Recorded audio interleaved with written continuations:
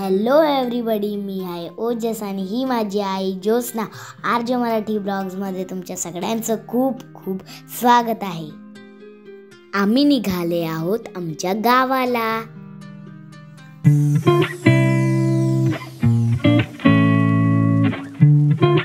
इथे आम्ही सगळे नाश्त्यासाठी थांबलेलो आहोत. सकाळचे साधारण 11 वाजलेले आहेत.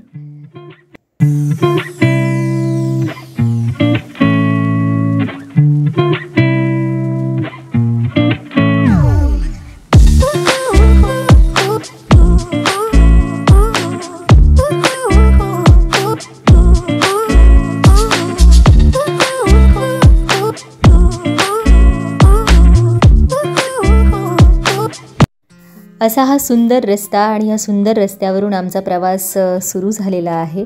इतक्या उन्हाळ्यातही आजूबाजूच्या झाडांचा हिरवेपणा आजही टिकून आहे आणि पावसाळ्यामध्ये तर या रस्त्याचं सौंदर्य अफलातून असतं.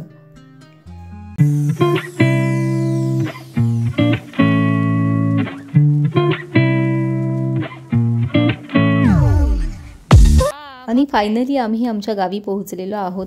सगळ्यात आधी आम्ही माझ्या मावशीकडे गेलेलो आहोत अर्धा एक तासासाठी मावशीला भेटण्यासाठी. आणि ओजू आणि परीला इथे प्रचंड आवडतं.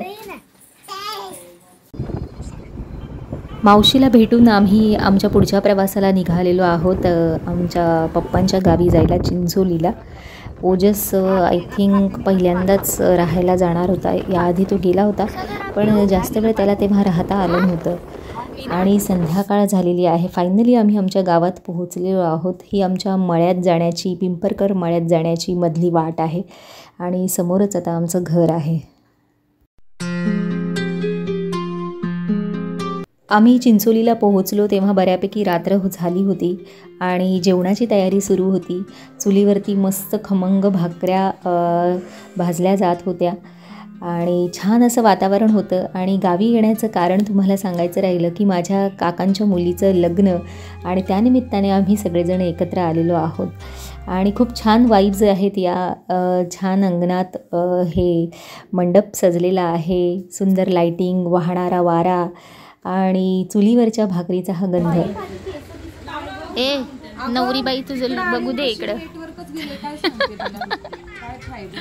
खूप अंधार झालाय. 8वी आणि 7वी. ओके.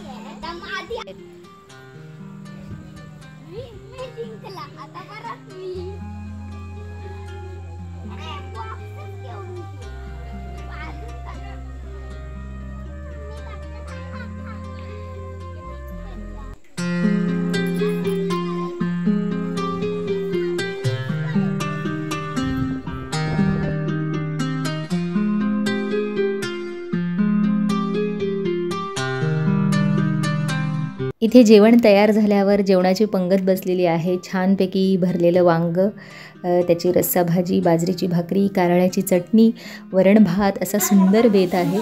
आणि गावच्या जेवणाचं एक वैशिष्ट्य असतं की तिथल्या पाण्यामुळे जेवणाची चव लाजवाब असते. इथे जेवण झाल्यावर आम्ही सगळेजण मस्तपैकी अंगणात बाहेर बसलेलो आहोत. छान सुंदर असा गार वारा सुटलेला आहे. काहींची जेवणं बाकी आहेत. पलीकडे भाकऱ्या देखील सुरू आहेत.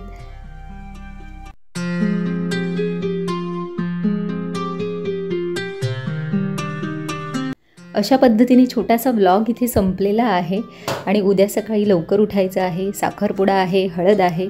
नेक्स्ट ब्लॉग नक्की पहा. तोपर्यंत good day and take care. Bye.